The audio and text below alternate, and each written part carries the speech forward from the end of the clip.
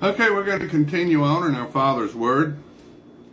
This is Numbers 27, verse 6. And the Lord spoke to Moses, saying, The daughters of Zelophehad speak what is right. You shall surely give them a possession of inheritance among their father's brothers, and cause the inheritance of their father to pass to them. And you shall speak to the children of Israel, saying, If a man dies and has no son, then you shall cause his inheritance to pass to his daughter. If he has no daughter, then you shall give his inheritance to his brothers. And if he has no brothers, you shall give his inheritance to his father's brothers. And if his father has no brothers, then you shall give his inheritance to the relative closest to him in his family, and he shall possess it. And it shall be to the children of Israel a statute of judgment, just as the Lord commanded Moses. Now the Lord said to Moses, Go up into the Mount Abarim, and see the land which I have given the children of Israel. And when you have seen it, you also shall be gathered to your people as Aaron and you shall be gathered to your people as Aaron your brother was gathered. For in the wilderness of Zin, during the strife of the congregation, you rebelled against my command to hallow me at the waters before their eyes. These are the waters of Meribah at Kadesh in the wilderness of Zin. Then Moses spoke to the Lord, saying, Let the Lord, the God of the spirits of all flesh, set a man over the congregation, who may go out before them and go in before them, who may lead them out and bring them in, that the congregation of the Lord may not be like sheep which have no shepherd. And the Lord said to Moses, Take Joshua, the son of Nun, with you, a man in whom is the Spirit, and lay your hand on him. Now Joshua in Hebrew means Jesus. Set before him Eleazar the priest, and before all the congregation, and inaugurate him in their sight. And you shall give some of your authority to him, that all the congregation of the children of Israel may be obedient. He shall stand before Eleazar the priest, who shall inquire before the Lord for him by the judgment of the Urim. Now you got the Urim and the Thummim. You had the high priest had an ephod, a beautiful garment, finely woven, beautiful gold, purple, blue, beautiful garment. The ephod. And over that, you had the breastplate. It had 12 stones in it representing the 12 tribes of Israel. And then right there on Aaron's heart, you got the Urim and the Thummim. And that was a communication device that said yay or nay, yes or no. It was a light, a very powerful light. And you could tell what God wanted you to do by asking. The high priest would ask God, and God would give the high priest a message through the Urim and the Thummim that was right here on Aaron, or the high priest's heart. He shall stand before Eleazar the priest, who shall inquire before the Lord for him by the judgment of the Urim. At his word they shall go out, and at his word they shall come in.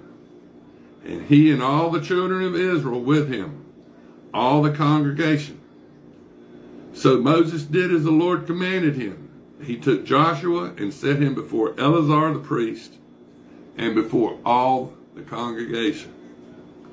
And he laid his hands on him and inaugurated him, just as the Lord commanded by the hand of Moses. Now this is Numbers 28.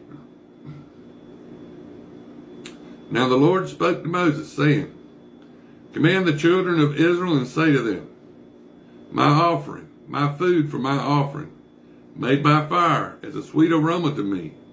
You shall be careful to offer it to me at their appointed time. And you shall say to them, This is the offering made by fire, which you shall offer to the Lord. 2 male lambs in their first year, without blemish. Day by day, as a regular burnt offering, the one lamb you shall offer in the morning, and the other lamb you shall offer in the evening, and 1/10 of an ephah of fine flour, as a grain offering mixed with 1/4 of a hin of pressed oil. It is a regular burnt offering which was ordained at Mount Sinai for a sweet aroma, an offering made by fire to the Lord. And its drink offering shall be 1/4 of a hin for each lamb. In a holy place you shall pour out the drink to the Lord as an offering. The other lamb you shall offer in the evening, as a morning grain offering, and its drink offering you shall offer it as an offering made by fire, a sweet aroma to the Lord. And on the Sabbath day, 2 lambs in their first year, without blemish, and 2/10 of an ephah of fine flour as a grain offering, mixed with oil, with its drink offering. This is the burnt offering for every Sabbath, besides the regular burnt offering with its drink offering. At the beginnings of your months, you shall present a burnt offering to the Lord. 2 young bulls, 1 ram, and 7 lambs in their first year, without blemish. 3/10 of an ephah of fine flour as a grain offering, mixed with oil for each bull. 2/10 of an ephah of fine flour as a grain offering, mixed with oil for the 1 ram. And 1/10 of an ephah of fine flour, mixed with oil as a grain offering for each lamb, as a burnt offering of sweet aroma, an offering made by fire to the Lord. Their drink offering shall be 1/2 of a hin of wine for a bull, 1/3 of a hin for a ram, and 1/4 of a hin for a lamb. This is the burnt offering for each month throughout the months of the year. Also 1 kid of goats as a sin offering to the Lord shall be offered, besides the regular burnt offering and its drink offering. On the 14th day of the first month is Passover of the Lord. That's the 14th day after the spring equinox. The spring equinox lines everything out. Angle of the sun on the earth. Jesus is the Son of God. He is the light of the world. Lined up with the sun. Satan, lunatic. Lined up with the moon. All those ancient sites all over the world lined up with the moon. Or they got like in the pyramids, you got a statue of Satan right out in front of the pyramids. And you got the Orion's belt. The pyramids are lined up like Orion's belt with a little hook on the end. And Orion's belt, you can look down at Chichen Itza down in Mexico, you got the flying serpent coming down the steps.